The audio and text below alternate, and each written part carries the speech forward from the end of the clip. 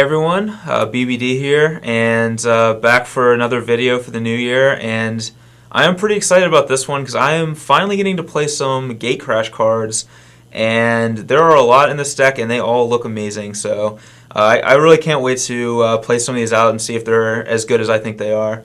But so I'm going to talk about this deck here. What I'm playing today is basically like a Naya midrange deck, which has been my bread and butter basically for the last year.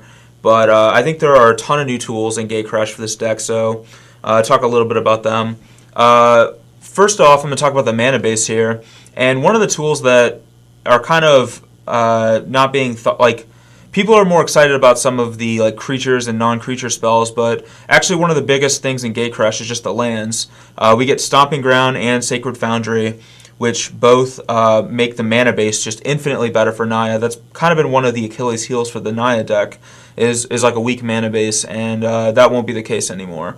And it may not be right to play the full 12. You'll deal yourself a ton of damage this way, but right now I just want to make sure my mana base is as good as possible, and not take any risks with that. Once I've played more with the deck, I might want to trim down on some of the numbers here and there and take a little bit less damage, but for now, that's what I'm looking at. And also for Kessig Wolf Run, I think Wolf Run is just the best basically spell land for a deck like this, where you don't have a ton of creatures, and the ones you do have are pretty beefy. We have like Thragtusk is pretty big, Smiter's pretty big, Huntmaster can be big if he flips. So just a bunch of beefy creatures, and Wolf Running them over your opponent's guys is a great way to end the game. As for the spells, still force Farseek, still want to accelerate into like Huntmaster, and it's possible that Arbor Elf should be played here instead of Farseek, but I would have had to play a bunch of basic forests, and I felt like that would kind of hurt the mana base a bit. I probably wouldn't be able to play as many Wolf Runs and the like, so I decided to go with Farseek. Mizzium Mortars is basically just a spot removal spell, and sometimes it's like a one-sided wrath, and I decided to go with Mizzium Mortars over Bonfire because we already have Aurelia's Fury as an X spell, and so I wanted something cheap to kill a guy that can also, you know, serve as a bonfire later in the game too. And then there's Aurelia's Fury, and I think this card is one of the top 3 cards at least that we've seen from the set, and I don't know, what doesn't it do? Like, it's basically Cryptic Command for red-white. You can tap down your opponent's team, you can silence your opponent and keep them from like wrathing you. You can use it as a removal spell, and you can just use it as a fireball. Like, it just does everything. And I'm super excited to play this card, and because of this card I'm playing 26 lands, because I just want to make sure I hit my land drop so I can cast this for a big X, and I feel like that's just gonna be enough to win the game most of the time. And then another sweet new Gate Crash card is Boros Charm, which in my opinion is the best out of all the charms from either Return to Ravnica or Gate Crash that we've seen. And the awesome thing about Boros Charm, it basically only has like 2 abilities, because the Double Strike isn't going to be relevant that often, since typically if you're giving a creature Double Strike, it has to be greater than 4 power for it to do more damage than deal 4 to a player. But the other 2 abilities on Boros Charm are insane. Dealing 4 damage to a player is an amazing rate for 2 mana. Flame Rift sees play in Legacy and deals 4 damage to both players. So that's kind of an indicator of how good that ability is, and I think it'll see play in Legacy and Modern. And then making all your permanents indestructible is really strong effect. Counters like a Supreme Verdict. It lets you, it counters like a Bonfire. It'll let you attack into what might otherwise be like an unfavorable trading position and just make all your guys indestructible so they lose their team and you don't lose any of yours. So there's just so much that Boros Charm does. And even the Double Strike ability, though it's not that relevant, I think could be relevant with Kessig Wolf Run later in the game. If we like Wolf Run a Thragtusk up to like 8 or 9 power and then Double Strike it, I could just one-shot our opponent.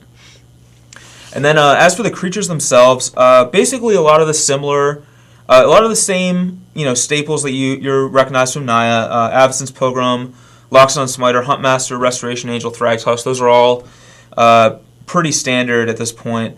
I'm playing 2 new creatures. One is Gore Clan Rampager, And no one's really talking about this guy, but I think he's exceptionally good. For one, he's a 4/4 trample for 4, which is already a pretty good rate. And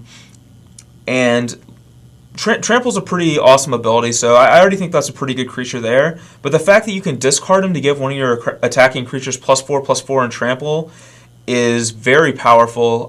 It's like a better Celestia charm in those situations. So I think this guy is going to be pretty sweet, and so I'm trying him out, and I'm hoping he'll be good. The other one is Aurelia, the War Leader, and Aurelia, what she lets you do is basically get 2 different attack steps.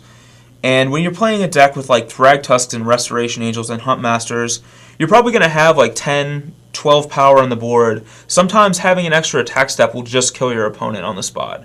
So I think this card's going to be really awesome, and I'm pretty excited to play with that as well. But this is the main deck, and I'm going to talk a bit about the sideboard now. Alright, so for the sideboard, we have a mixture of cards for different matchups. Mizium Mortars is going to come in against the aggressive decks again. It's just a removal spell, sometimes a wrath effect. Pillar of Flame is mostly for like the zombie deck. You want to be able to hit Falcon Wrath Aristocrat if they don't have another guy to sack. You want to hit Drolf's Messenger. You want to hit Gravecrawler and get rid of it permanently. And then Bonfire is basically like for mid-range matchups. If you're playing like a Naya Mirror or something, you're going to want a card like Bonfire in your deck.